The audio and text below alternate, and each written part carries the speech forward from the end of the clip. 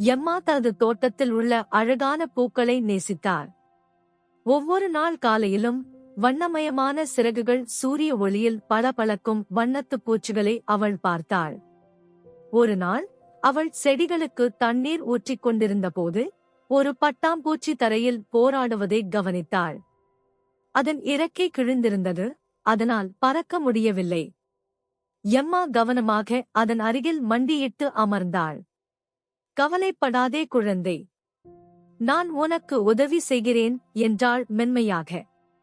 அவள் மெதுவாக ஒரு இலையுடன் பட்டாம்பூச்சியை எடுத்து மென்மையான இதழ்கள் வரிசையாக ஒரு சிறிய பெட்டியில் வைத்தாள். அவள் தன் அம்மாவிடம் ஓடினாள். அவர் சர்க்கரை நீர் கரைசலை உருவாக்க உதவினார். எம்மா ஒரு சிறிய தூரிகையை கலவையில் நனைத்து பட்டாம்பூச்சியை குடிக்க அனுமதித்தாள். அடுத்த சில நாட்களில் அவர் பட்டாம்பூச்சியை கவனித்துக் கொண்டார். அதற்கு உணவும் ஓய்வும் இருப்பதை உறுதி செய்தார். மெல்ல மெல்ல பட்டாம்பூச்சியின் சிறகு குணமானது. ஒரு வெயில் காலை எம்மா பெட்டியை திறந்தாள்.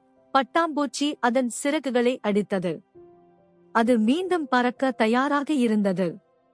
எம்மா கையை நீட்ட பட்டாம்பூச்சி மெதுவாக மேலே தூக்கி மீண்டும் வானத்தை நோக்கி பறந்தது. அது மற்ற பட்டாம்பூச்சிகளுடன் சேர்ந்து கொள்வதை எம்மா மகிழ்ச்சியுடன் பார்த்தாள். ஒரு சிறிய வழியில் கூட அவள் ஒரு வித்தியாசத்தை ஏற்படுத்தியிருக்கிறாள் என்று அவளுக்கு தெரியும். அந்த நாளிலிருந்து அவள் எப்போதும் தேவைப்படும் உயிரினங்களைத் தேடினாள். கருணை மிகச் சிறிய நண்பர்களுக்கு கூட உதவக்கூடும் என்பதை அறிந்திருந்தாள்.